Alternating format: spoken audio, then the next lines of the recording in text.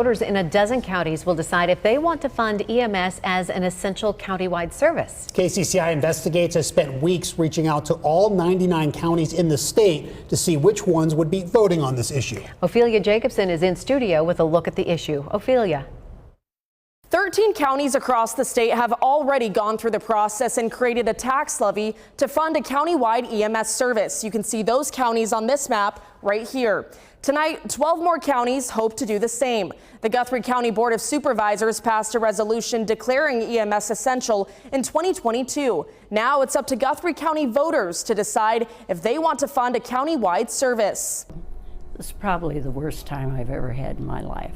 Vera Kenyon still remembers the night her husband of 65 years died. He woke her up in the middle of the night and she soon realized he was having a stroke. I thought, I need to call 911. There's something seriously going wrong here. Kenyon called 911 and then waited. I sit there with him for a good half hour plus, waiting for the ambulance to get there. Her husband died shortly after she called, but she says that half an hour wait was a nightmare. I wouldn't want anyone to have to go through that. I sit there with him until they got there, which seemed like an eternity. Now, 4 years later, Kenyon is sharing her story and urging people we should go ahead and make an effort to try and do it. To vote yes on a ballot measure that officials say would improve emergency response times in Guthrie County. People will be voting on whether or not to approve a new tax levy that is specifically for funding for emergency medical services in Guthrie County. County Supervisor Maggie Armstrong says they're asking for 75 cents per $1,000 of assessed value on all taxable property. Armstrong says that would raise more than $750,000 a year. We have 3 really great services in Guthrie County right now. So each of those services will receive some funding, and then we're going to be putting another ambulance in the center of the county, in Guthrie Center. There will be expenses, invoices. Voters learned more about the plan during an educational meeting ahead of Election Day. The money would be distributed among Panora EMS, Stewart Rescue, and Adair Fire and Rescue, based on call volume and population. Our current system is not sustainable. Everyone deserves reliable and timely coverage. It's portrayed as this is the only option. But some believe the current proposal is not sustainable. I will be voting no on the ballot initiative. County Supervisor Mike Dixon says they're asking for too much money.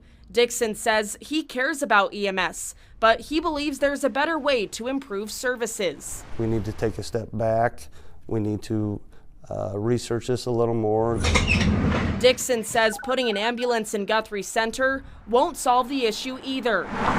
You're still not getting out to the western part of the county, which really brought this up to begin with. He says there's no contractual plan in place for how funds will be distributed, and without those agreements, he says they would just be throwing money at the wall. I would like to see those agreements in place before people vote on it. We're not getting just a blank check. It is actual expenses that is needed. Panora EMS Director John D. Laverne says all 3 emergency medical services in the county submitted proposals earlier this year, and he says there will be oversight of funds. We turn in requests for reimbursement. It goes to a committee that overlooks that and says, well, yes, we agree that should be reimbursed, or no, we don't. D. Laverne says his department needs the money. Panora EMS covers 80% of the county and responds to 900 calls a year. But most of their funding comes from the city of Panora and nearby townships. This passes, it is going to spread it amongst everybody. Everybody's going to help pay for the services in this county. He says putting an ambulance in Guthrie Center would also help them reduce response times. Right now, it can take up to 30 minutes to get to some parts of the county. If we don't do anything, the situation's not going to get any better. It is only going to get worse.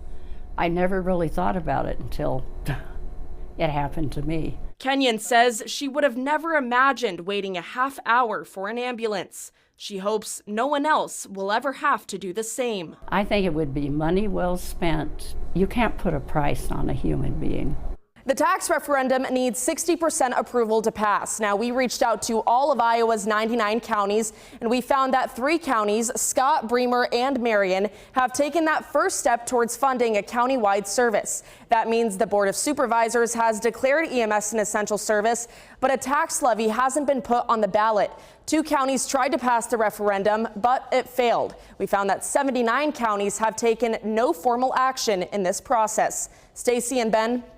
Thank you, Ophelia. Really feel for Mrs. Kenyon in that story. Oh, gosh, absolutely. In Iowa, EMS is not considered an essential service, so there is no guarantee or requirement that an ambulance will show up when somebody dials 911. In 2021, Governor Reynolds signed a bill into law providing the framework for counties to deem the service essential. It allows them to create a referendum to raise property taxes to fund EMS. And KCCI Investigates has done extensive research on this topic. You can find more stories on our website, kcci.com.